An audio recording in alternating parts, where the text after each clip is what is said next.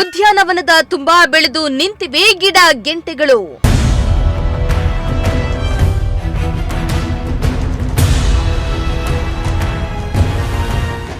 ನಿರ್ವಹಣೆ ಇಲ್ಲದೆ ಸೊರಗುತ್ತಿದೆ ಸರಸ್ವತಿಪುರಂನ ಪಾರ್ಕ್.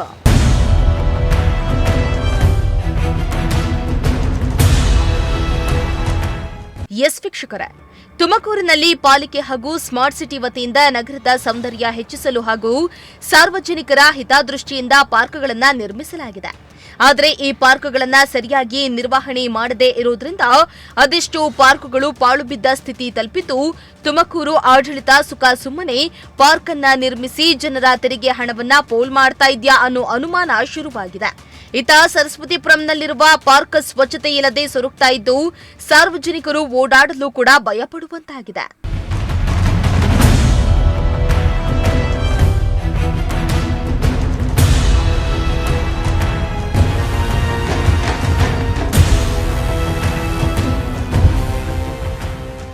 ಇನ್ನು ತುಮಕೂರು ಸ್ಮಾರ್ಟ್ ಸಿಟಿ ಹಾಗೂ ಪಾಲಿಕೆಯ ವ್ಯಾಪ್ತಿಗೆ ಒಳಪಡುವ ಕೆಲ ಪಾರ್ಕ್ಗಳ ಸ್ಥಿತಿಯಂತೂ ಹೇಳತಿರದಾಗಿದೆ. ಇನ್ನು ತುಮಕೂರು ನಗರದ ವಾರ್ಡ್ ನಂಬರ್ 28 ಸರಸ್ವತಿಪುರಂ ಬೆಸ್ಕಾಂ ಕಚೇರಿಯ ಪಕ್ಕದಲ್ಲಿರುವ ಉದ್ಯಾನವನ ಸ್ವಚ್ಛತೆ ಇಲ್ಲದೆ ಸೊರಗ್ತಾ ಇದ್ದು, ಪಾರ್ಕ್ಗಳನ್ನ ಅಧಿಕಾರಿಗಳು ಗಮನಿಸ್ತಾ ಇಲ್ಲ ಅನ್ನೋದಕ್ಕೆ ಉದಾಹರಣೆಯಂತೆ ಪಾರ್ಕಿನ ಒಳಗಡೆ ಗಿಡ ಗೆಂಟೆಗಳು ಬೆಳೆದುಕೊಂಡಿವೆ.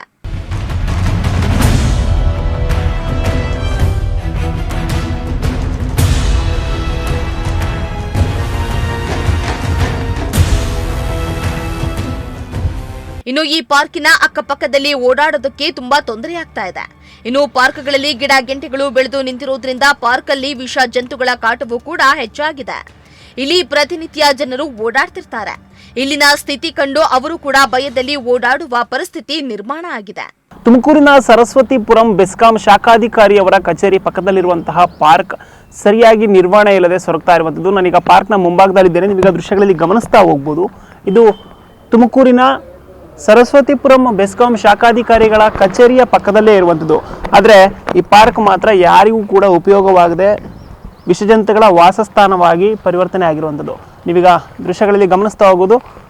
ಈ ಪಾರ್ಕ್ಗೆ ಗೇಟ್ ಇದೆ. ಗೇಟ್ ಒಳಗಡೆ ಹೋಗೋದಕ್ಕೆ ಸರಿಯಾದ ವ್ಯವಸ್ಥೆ ಇಲ್ಲ. ಗೇಟ್ ಜಾಮ್ ಆಗಿದೆ, ಓಪನ್ ಕೂಡ ಆಗ್ತಾ ಇಲ್ಲ. ಮತ್ತು ಪಾರ್ಕ್ನ ತಡೆಗೋಡಿಗಳ ಮೇಲೆಲ್ಲವೂ ಕೂಡ, ತಂತಿ ಬೇಲಿಯ ಮೇಲೆಲ್ಲವೂ ಕೂಡ ಒಂದು ರೀತಿಯ ಬಳ್ಳಿಗಳು ಬೆಳೆದುಕೊಂಡು ಎಲ್ಲದರಲ್ಲಿ ಗಿಡ ಗಂಟೆಗಳು ಬೆಳೆದುಕೊಂಡಿರುವಂಥದ್ದು. ಇನ್ನು ಒಳಗಡೆ ಹೋದರೆ ಇನ್ನೂ ಕೂಡ ಸರಿಯಾಗಿ ಸ್ವಚ್ಛತೆ ಇಲ್ಲದೆ ಎಲ್ಲ ಕಡೆಯೂ ಕೂಡ ಗಿಡ ಗಂಟೆಗಳು ಬೆಳೆದುಕೊಂಡಿವೆ.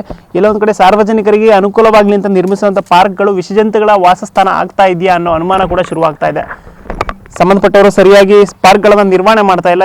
ಲಕ್ಷ ಹಣವನ್ನು ಖರ್ಚು ಮಾಡಿ, ತೆರಿಗೆ ಹಣವನ್ನು ಖರ್ಚು ಮಾಡಿ ನಿರ್ಮಿಸಿರುವಂಥ ಪಾರ್ಕ್ಗಳು ಸರಿಯಾಗಿ ನಿರ್ವಹಣೆ ಆಗದೆ ಸೊರಗ್ತಾ ಇರೋದು ಮಾತ್ರ ಬೇಸರದ ಸಂಗತಿ. ಯಾವುದು ಇನ್ನಾದರೂ ಸಂಬಂಧಪಟ್ಟಂತ ಅಧಿಕಾರಿಗಳು ಎಚ್ಚೆತ್ತುಕೊಂಡು ಪಾರ್ಕ್ಗಳನ್ನು ಅಭಿವೃದ್ಧಿಪಡಿಸಿ ಸಾರ್ವಜನಿಕರಿಗೆ ಸ್ಥಳೀಯರಿಗೆ ಅನುಕೂಲ ಮಾಡಿಕೊಡ್ತಾರಾ ಇಲ್ವಾ ಅನ್ನೋದನ್ನ ಕಾದು ನೋಡಬೇಕಾಗಿದೆ. ಕ್ಯಾಮರಾ ಪರ್ಸನ್ ರಾಕೇಶ್ ಜೊತೆ ಪುನೀತ್, ಪ್ರಜಾಶಕ್ತಿ ಟಿವಿ, ತುಮಕೂರು.